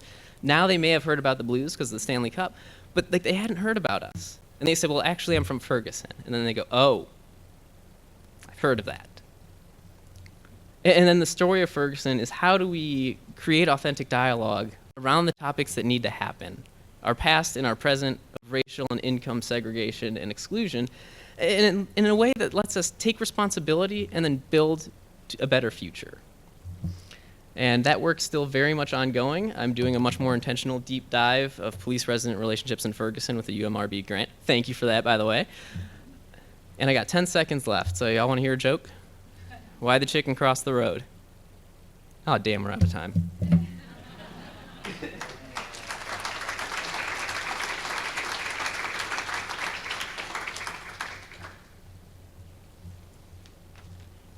Okay, our next speaker is Dr. Hurley, who is a professor of history at UMSL.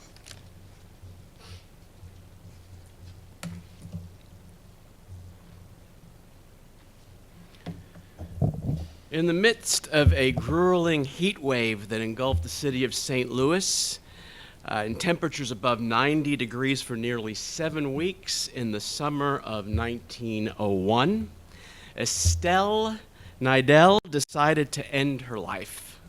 The 19-year-old woman was homeless and distraught, tossed to the streets by her lover and spurned by a mother who objected to her taste in men.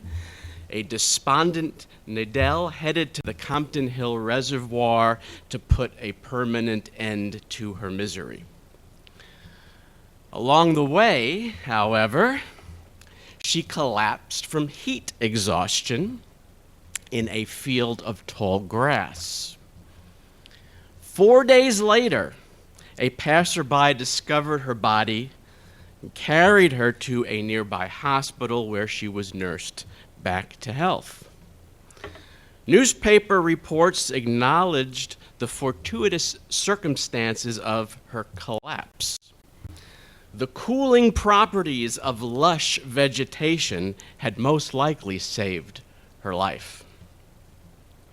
The fortuitous circumstances of Estelle Nidell's survival highlight ways in which adaptive responses to extreme weather events have intersected with changes in the urban landscape. In 1901, citizens of St. Louis had access to acres of open, vegetated space and natural water features to which citizens who wanted to persevere, unlike Nidell, could avail themselves. Most of these natural cooling features would disappear over the subsequent decades due to intensive urban development. These kinds of relationships between urban development and the social impacts of extreme weather lay at the core of my research on urban resilience in historical perspective.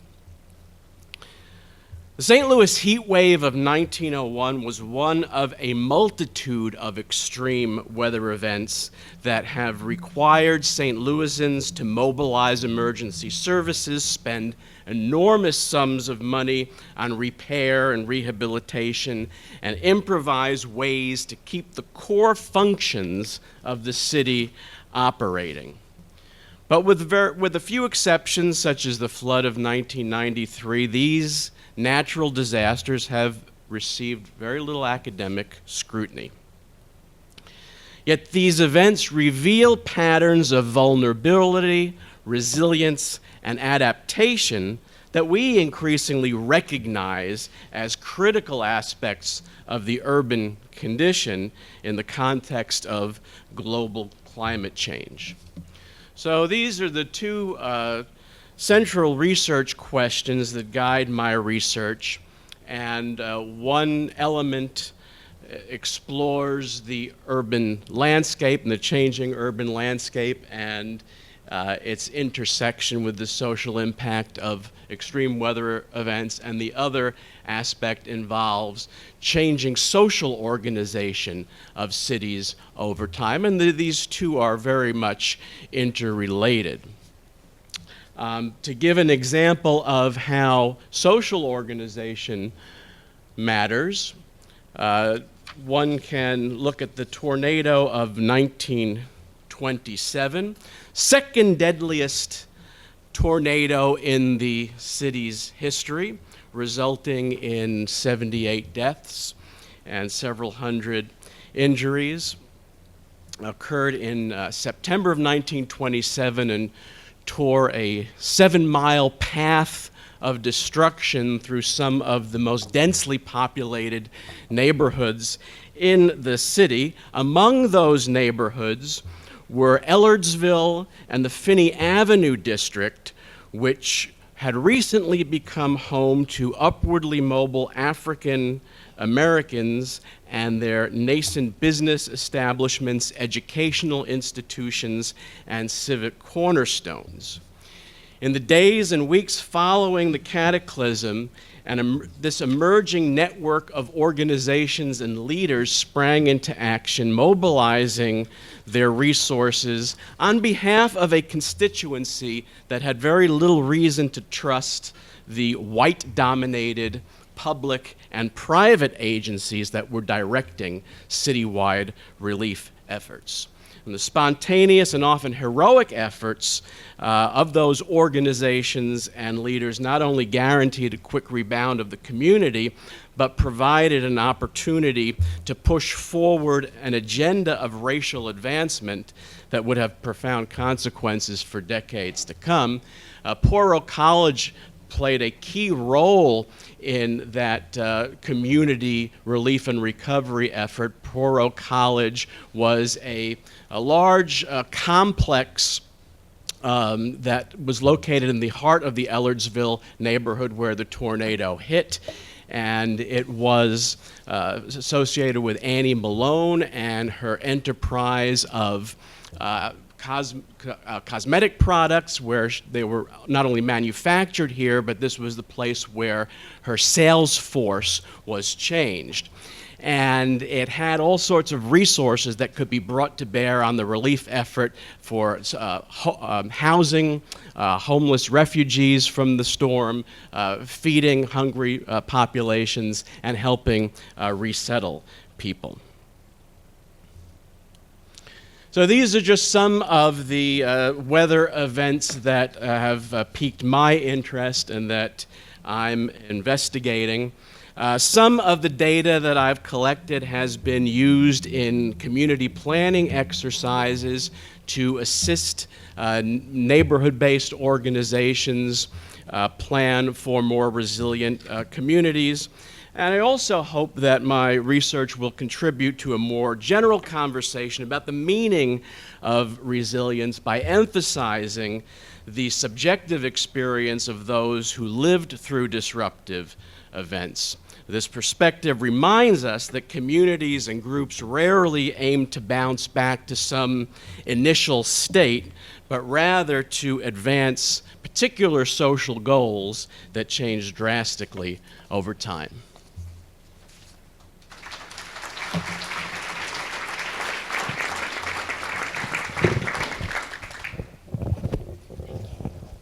So now we're going to do the Q&A session, so I'm going to ask my speakers to come back up here and take a seat.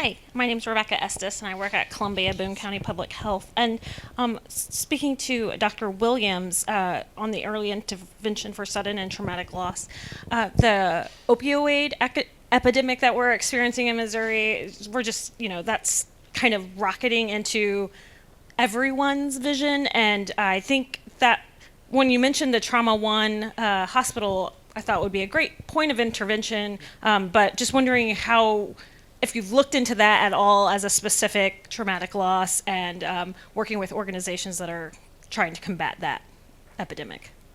No, that's a great question. And for the purposes of the work that we've done, at least particularly in terms of the pilot work that we've done looking at skills for psychological recovery, we have made that option available, and we will offer that to folks who are bereaved by sudden unexpected overdose-related deaths. And one of the challenges that I think we sometimes run into, especially in serving that population and embedding something like this in medical center settings, is that a lot of times folks may never have contact with acute medical providers in the hospital if the loved one died outside the hospital, right, from an overdose-related death. So one of the challenges that I think we have to think about is while we will reach a broader, we'll reach more survivors of a variety of types of unexpected and unanticipated deaths by embedding services where acute medical care is provided. But when a death occurs off-site, right, a lot of times folks may never have contact with those folks. So there has to be more proactive outreach.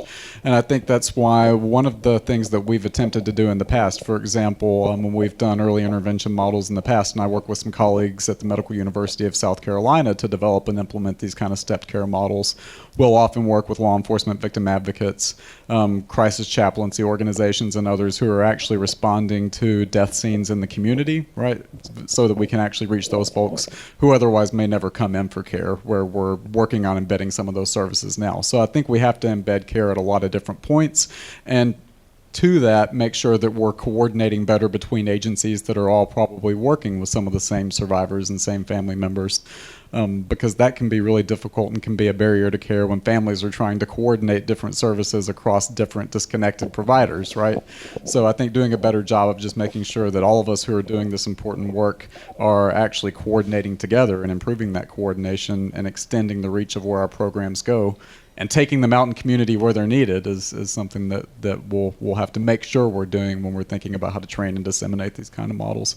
But I think it's absolutely appropriate for many of the families that are bereaved by the tragedy of a sudden and unexpected death, particularly overdose-related deaths. Absolutely.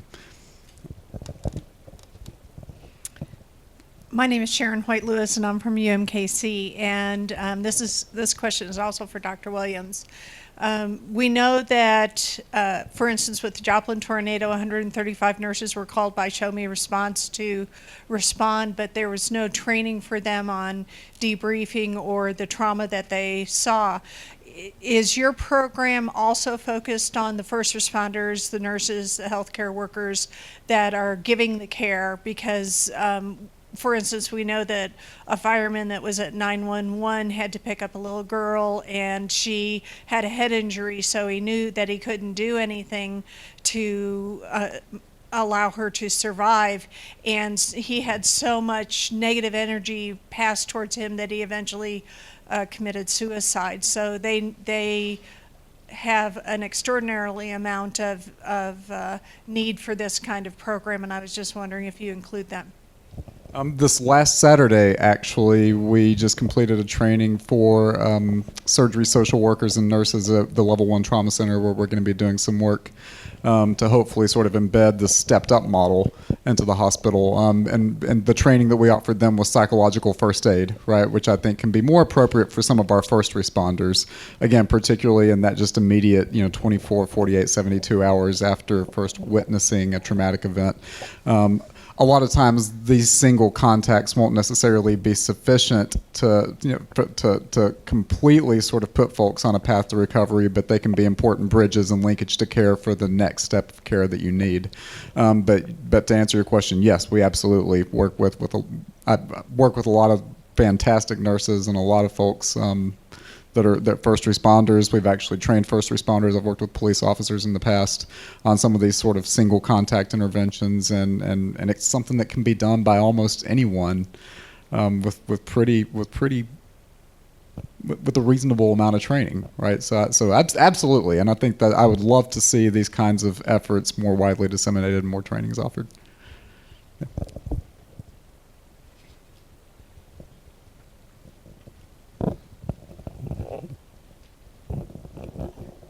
I had a question for Dr. Parker on, you had mentioned very briefly that some of the rural communities had more challenges in terms of pain management. I just wondered if you could expand on that a bit.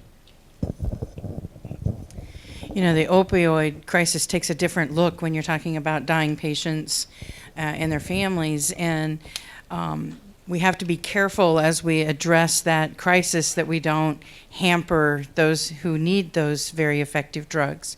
And in the rural areas, you see a lot of the illegal use of those things and a lot of those problems, and including other drugs as well. And yet we have socially isolated families that are in need.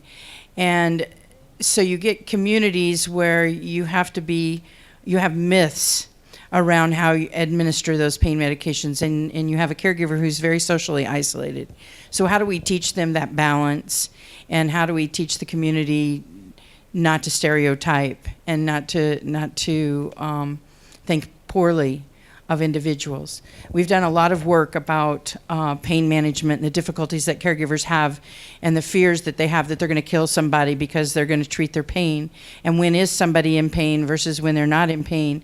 And those things all get amplified. And then there's this big stereotype about living in the rural areas and with some of those poverty and those other issues that come to that. So that's the focus of some of our future work, is how to make those decisions and how to help caregivers do assessment appropriately and report and access those narcotics when they're needed and where they're needed. This is pretty much for the panel, but specifically for those who are talking about different interventions. Wondering if you have thought about this in the bigger context of the organizational and environment through which you're doing these things. For example, in hospitals, having hospitals that are actually trauma-informed in the sense of understanding what their staff are going through and being able to be supportive. Because too often we find individuals, whether it's doing an intervention or providing support to anybody, that their actual organizations are not supportive of them, and we have high staff turnovers and things like that. So wondering if you could put your research maybe in a bigger context of what we can do in that area. I'd just like to say that implementing any tested intervention is the real key.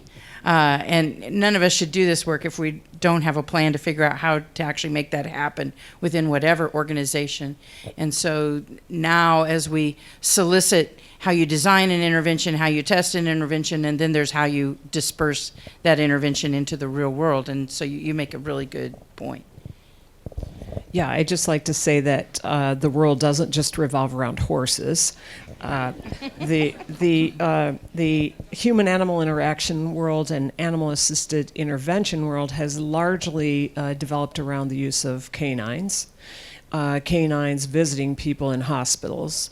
We have a multi-site randomized trial, which I couldn't report on here, from 3 hospitals around mid-Missouri, indicating that this is a very beneficial intervention, and it can happen in any facility, assuming there are standards. So you always have to have standards around any intervention.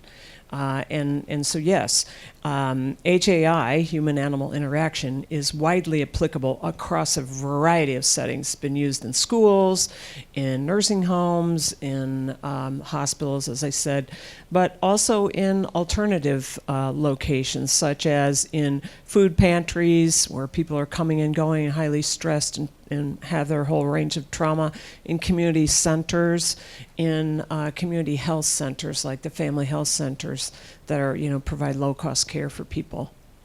If I could add, kind of what I'm thinking about is, you mentioned schools, for example, and what bringing therapeutic dogs or canines in. But if you've got a school that is highly punitive, that doesn't understand the trauma or experiences that their students have had, it doesn't matter really what you bring in if that environment is not trauma informed.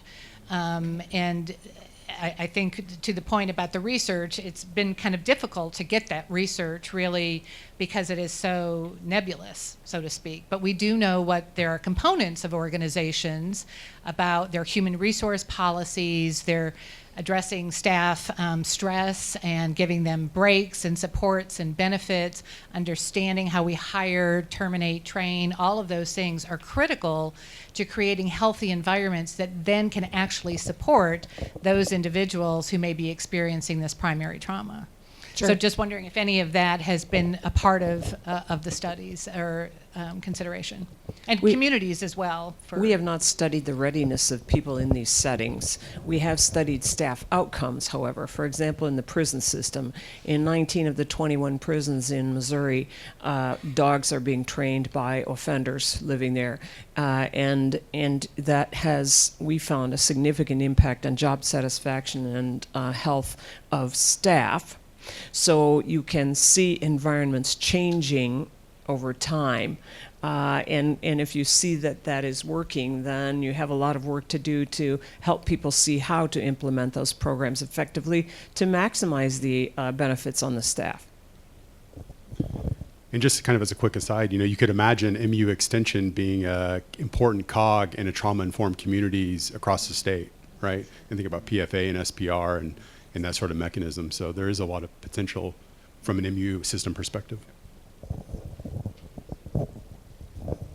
And I'll speak as a community organizer in the field of social work. Part of it is also just recognizing that it applies to us in the work that we do, simply because trauma wasn't that big of a thing 20, 30 years. It wasn't talked about as much. Definitely not from a practice standpoint. And then trauma-informed care is relatively recent given what we know about it. As a community organizer, trauma wasn't mentioned in any of my classes. But the communities that we are working with, there's tons of it. And one of the cries from the providers in this is, we are seeing a lot of trauma and we don't have the skills to deal with it. Only one person was, because they had more of a direct social work role earlier in their career. But it's like recognizing that that is a need, I think, is a critical first step.